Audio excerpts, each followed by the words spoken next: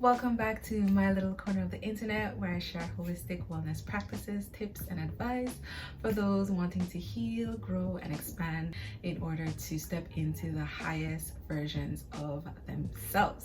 Now, as you can see from my background, it's kind of similar to the background I had in the previous video, and that's just because I am back in Liverpool again. I've been traveling back and forth between Manchester and Liverpool because I'm actually working on something here in Liverpool. Obviously, once that project is finished or once that experience is finished, I will share with you guys what it is I've been up to, and hopefully it can spark some inspiration in your lives. Yes, I'm in the same hotel because I signed up for their membership, and as a result of signing up for their membership, I get 7.5% off my stay, which is about £3, but it's £3 less than the last time I paid, and I'm okay with it. Today's video is gonna be somewhat of a continuation of the last video that I shared with an introduction to like Reiki healing and how it's used to balance our energy centers, aka our chakras, in order to create balance physically, mentally, emotionally, spiritually. If you missed that video, there should be a link popping up soon on your screen. You can have a look and check it out. As usual, I will try to keep the information in this video as succinct as possible, and it's just gonna be a simple introduction on the chakra system. I should note that this is a heavily researched and heavily documented topic within the broader topic of energy medicine. And so of course there's a wealth of information that I could potentially share with you on this topic, but for the purposes of keeping this video as beginner friendly as possible, in this video I'm simply just going to share with you a brief introduction about our energetic bodies and what it comprises of. Then we'll discuss what the chakra system actually is, and then after that we'll discuss each of the 7 chakras and how they function throughout our bodies. So without further ado, let's hop into this video. So what is our energetic body and what it comprises of? As I mentioned in my earlier videos on Instagram, the human being is comprised of 4 different bodies. These bodies are our physical body, our emotional body, our mental body, and our spiritual body. And I apologize if I might be sounding a bit repetitive, but what I have learned on this journey of life and learning is that repetition is your friend. And these videos are not just me sharing, it's also a process of me learning and for me to start retaining this information as I grow my own practice. So our emotional body, our mental body, and our spiritual body, they make up our energetic body. The energetic body is also known as the subtle body. We call it the subtle body because you cannot see this body with your eyes, but you can still feel it, you can still see it, and you can still sense it with our intuition. Now, I'll probably do a separate video about what intuition is. The purpose of this video, I will be referring to the energetic body as the subtle body, just for the sake of consistency. So, what is the chakra system? The word chakra is actually a Sanskrit word, and Sanskrit is an ancient language originating from India. In yoga, meditation, and Ayurveda, the 7 chakras or wheels or energy centers, they lie along the axis of our body from the spine, the base of our spine, to the crown of our heads. Now, each chakra represents certain milestone emotionally or spiritually, and they each store the energy of our thoughts, our feelings, our actions, and any emotions that we may be feeling. They can influence and direct our present experiences as well as our future experiences. And each chakra essentially holds within it life force energy, which can be processed, transmuted, and released so that we can consciously start to manifest what it is we actually want in our life. They correspond to our nervous system and the major organs in our body. And so within our body, they are working psychologically, energetically, and spiritually to influence those states of being. The term chakra healing is therefore an intentional process of bringing each of these chakras into alignment so that we can understand our past and how it may be influencing our present as well as our future manifestation. Ideally, these chakras should be swirling because our body is always moving. Bodily systems are always moving. So ideally, these chakra systems should be spinning as well. And sometimes when they are blocked or if they remain restricted over time, we can kind of feel stuck or stagnant. Keeping our chakras open is not an easy process per se, but with awareness and with connectedness with our mind, body, soul, spirit, we can slowly begin to bring them back into a state of flow. So what are the 7 chakras and their main functions?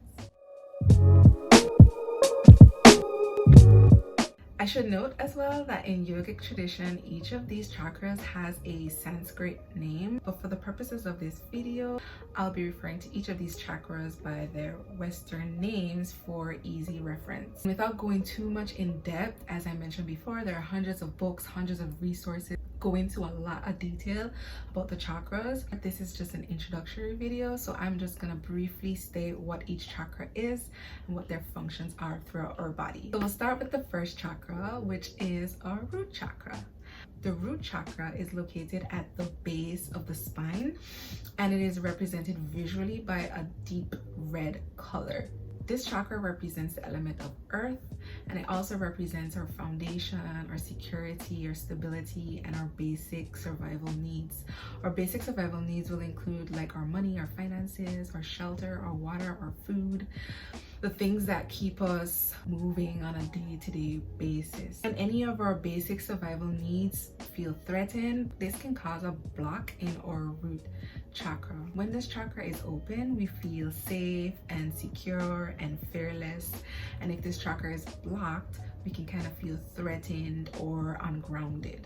The second chakra is our sacral chakra, and this is located right below the navel. It is represented visually by the color orange, and it also represents the element of water. This chakra is responsible for sparking our creativity, our pleasure, and our passions. It also relates to our emotions and how we communicate emotionally.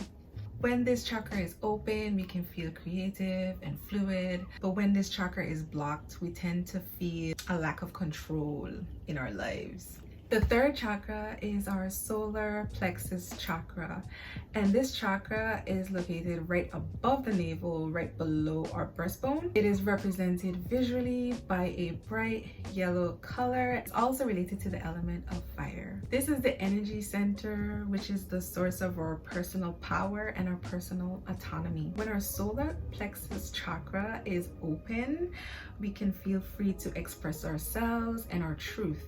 But if this chakra is blocked, we might feel overwhelming amounts of shame or self-doubt. The fourth chakra, which is my favorite chakra, is the heart chakra, and it is represented by one of my favorite colors, green, and it represents the element of air. It is located in the middle of the 7 chakras, and so it's considered to be like the bridge between the upper chakras and the lower chakras.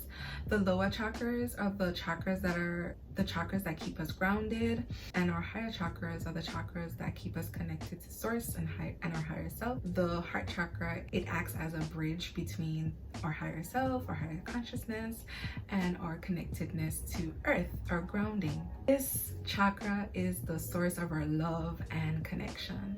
When this chakra is open, we can experience deep compassion, empathy, and love. However, if this chakra is blocked, we can have some difficulty fully opening up to the people in our lives. The fourth chakra is known as the throat chakra, and this is represented visually by the color blue, and it represents the space element. It is the energy center that corresponds with our source of verbal expressions, how we communicate, and our ability to speak our truth. When it is functioning at full capacity, it allows us to express ourselves truly and clearly. However, if it is blocked for any reason, this may manifest as a trouble finding the right words to express yourselves to others. The sixth chakra, which is known as our third eye chakra, is represented visually by the color indigo, and it is located right between our eyebrows. This energy center is our connection to our intuition, and you can think of the third eye as the eye of the soul. It registers information that goes way beyond the surface level. When our third eye is opened, we can receive like intuitive hits and visions. This is also known as like the source of our psychic abilities or psychic gifts, which I find extremely fascinating. If it is blocked, we can have trouble seeing the bigger picture, and we can also have trouble like seeing ourselves for who we truly are. The seventh and final chakra is known as our crown chakra, and it is located at the crown of our head. It is represented visually by a bright, engulfing white light. This is the energy center that represents our connection to source and our connection to the universal cosmic energy and powers. It is known as the chakra of enlightenment, and it houses our spiritual connection to our higher selves and ultimately to the divine, the creator, source, God, who, whatever you subscribe to, it is a connection to the highest source. So how does this all work? Like, how does it all come together? When each of these chakras are opened and aligned, we can experience a state of flow in our lives, and we can feel connected to ourselves, others, and the world at large. If any of these energy centers are blocked, however, we can experience a sense of disharmony within ourselves, our beliefs, our thoughts, and then that can kind of have a disconnect with what we're trying to manifest physically. Of course, there are other factors at play when it comes to fully opening up our energy centers, or even fully healing ourselves energetically. But I think learning about the chakras and what each of these energy sources represents is like a great place to start when it comes to energy work. This is where I started when I first started my whole journey of like spirituality and learning about energy, and I just think the chakras is just a really good starting place in understanding our subtle body and our energies. As I continue to create more content, I will of course share my guided meditations with you guys on how to like bring the chakras back into alignment. I'm slowly starting to create content again after going through my dark night of the soul. If you follow me on Instagram, I have an entire video talking about like my spiritual awakening, and like I had a couple rough months. Yeah, it was 2 months, 8 weeks of just like not creating, not being in a space of wanting to create. But now that I'm like on the other side of it, like I'm slowly like getting back into my creativity and sharing content with you guys.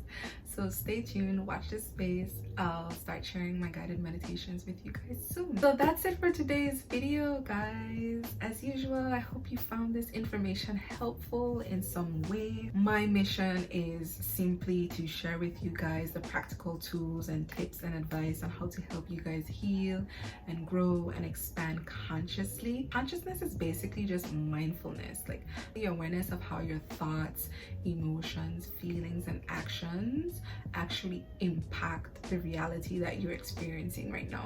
There's like a whole wealth of information out there about what consciousness is, but for me, consciousness is just awareness, just having the awareness of how everything that we're doing in our lives are impacting our physical reality, and that's all consciousness really is. If you are here to heal, grow, and expand consciously, physically, mentally, emotionally, and spiritually, then you might find my content very helpful.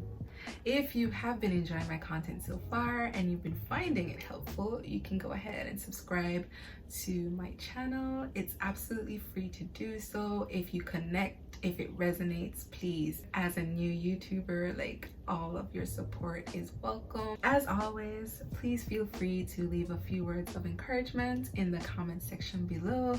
I read all of them and I respond to all of them, and turn on that notification bell so you never miss another video. And that's that's it for today, guys. I'll see you in the next video. Have a beautiful day. Bye.